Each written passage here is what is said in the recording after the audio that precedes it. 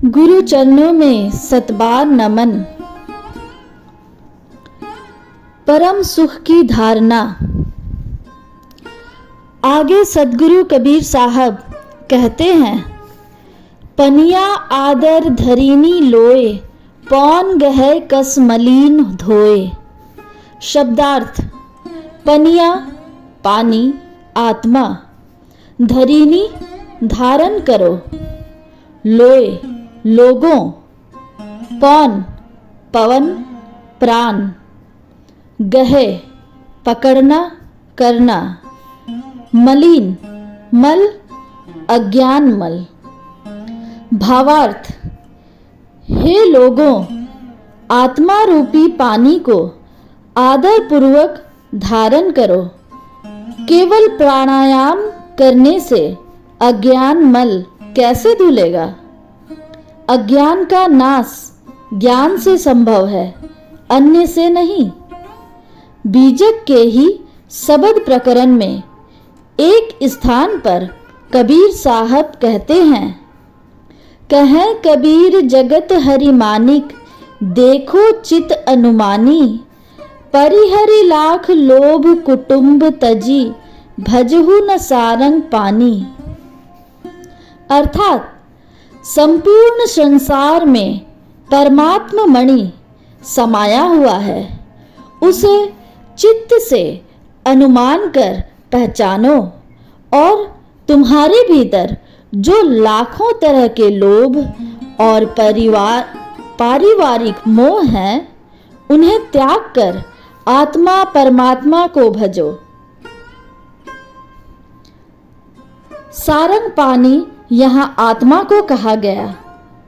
बीजक शब्द 72:3 में अन्यत्र सदगुरु कबीर साहब कहते हैं, काम क्रोध तृष्णा के माते, बूढ़ी मुए बिनु पानी।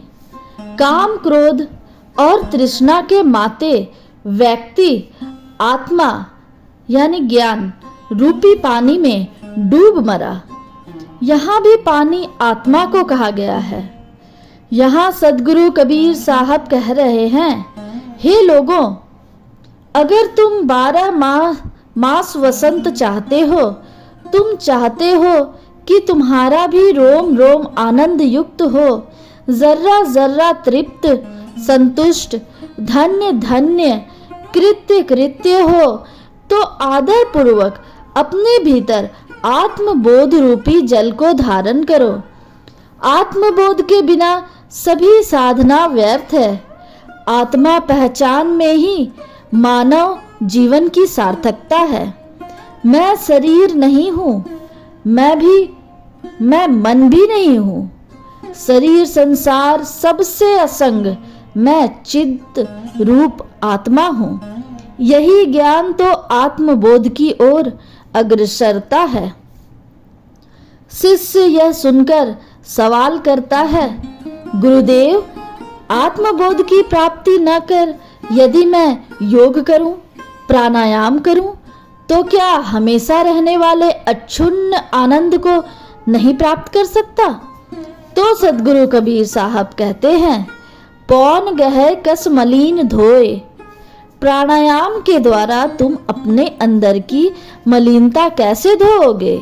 धो नहीं सकते, क्योंकि प्राणों को वश में नहीं रहने के कारण दुर्दशा नहीं हो रही। बहुत से जीव जंतु तो ऐसे हैं जो बहुत देर तक अपने प्राणों को रोक कर रखते हैं, जैसे कछुआ। अगर कछुए को एहसास हो कि दुश्मन आ रहा है, तो अपने सभी अंगों को भीतर सिकोड़कर अपने श्वास को भी रोक लेता है। लगता है कि वह मर गया। उसे आप फेंक भी डालो तो उसे ना चोट लगने वाली है और न वह मरने वाला है। कछुआ अपने प्राणों को वश में कर प्राणों को रोक सकता है, तो क्या वह मुक्त हो जाएगा? नहीं, वह मुक्त नहीं होने वाला, क्योंकि प्राणों की अनियमितता के कारण दुर्दशा नहीं है, अज्ञान के कारण दुर्दशा है। प्राणों की अनियमितता के कारण मात्र शरीर और मन का स्वास्थ्य बाधित होता है। इसलिए तुम अपने अंदर की मलिनता को प्राणायाम इत्यादि से कैसे धो सकोगे? ये सहायक हो सकते हैं पर साधक नहीं। तुम्हें 12 मास वसंत के लिए आत्मबोध, आत्मज्ञान को प्राप्त करना होगा। गगन मंडल का पुष्प। आगे की पंक्ति में सदगुरु कबीर साहब कहते हैं, बिनु तरबर फूले आकाश, शिव विरंची तह लेई बास। शब्दार्थ, बिनु तरबर, बिना पेड़ का, बिना आधार का, आकाश शून्य। भावार्थ, बिना पेड़ का गगन मंडल में पुष्प फूल रहा है। उसी पुष्प में शिव, ब्रह्मा आदि वास लेते हैं। अर्थात बिना प्रकृति आधार का और आकाशवत निर्विकार, निर्लिप्त, असंग हो जाने पर आत्मबोध रूपी पुष्प प्रकट हो जाता है, जिसमें ज्ञानी जन वास करते हैं। शब्द 63 के अंतर्गत सदगुरु कबीर कहते हैं, गगन मंडल बीच फूल एक फूला, तर भव डाल ऊपर भव मूला। गगन मंडल के बीच एक फूल फूला है। इसकी डाल, शाखा, फुनगी संसार नीचे है और मूल परमात्मा ऊपर है। गगन मंडल के बीच में तहवा झलके नूर, निगुरा महल न पावई, पहुँचेगा गुरुपुर। गगन मंडल के बीच में प्रकाश झलकता है, उसे निगुरा प्राप्त नहीं कर सकते।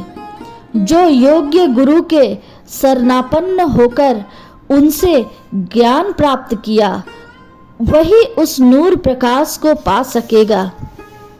बीजक साखी 346 में ब्रह्मा जी अपनी माता गायत्री से हाथ जोड़कर एवं सिर झुकाकर पूछते हैं, ब्रह्मा पूछे जननी से, कर जोड़ी शीस नवाए, कौन बरन वह पूरक है, माता कहूँ समुझाए। हे माता, परम परमात्मा किस रूप का है, वह कैसा है और कहाँ वास करता है, आप हमें समझाकर कहो। तब जननी गायत्री ने ब्रह्मा जी से कहा, रेख रूप वह है नहीं, अधर धरी नहीं देह, गगन मंडल के मध्य में निरखो पुरख विदेह। बीजक साखी 347। उस परमात्मा का रेख रूप नहीं है, वह निरालंब है, उसने शरीर धारण नहीं किया है। गगन मंडल के बीच में रेख रूप रहित उस विदेह परमात्मा को ध्यानस्थ होकर देखो। अवधू गगन मंडल घर कीजे, अमृत झरे सदा सुख उपजे, बंक नाली रस पीजे।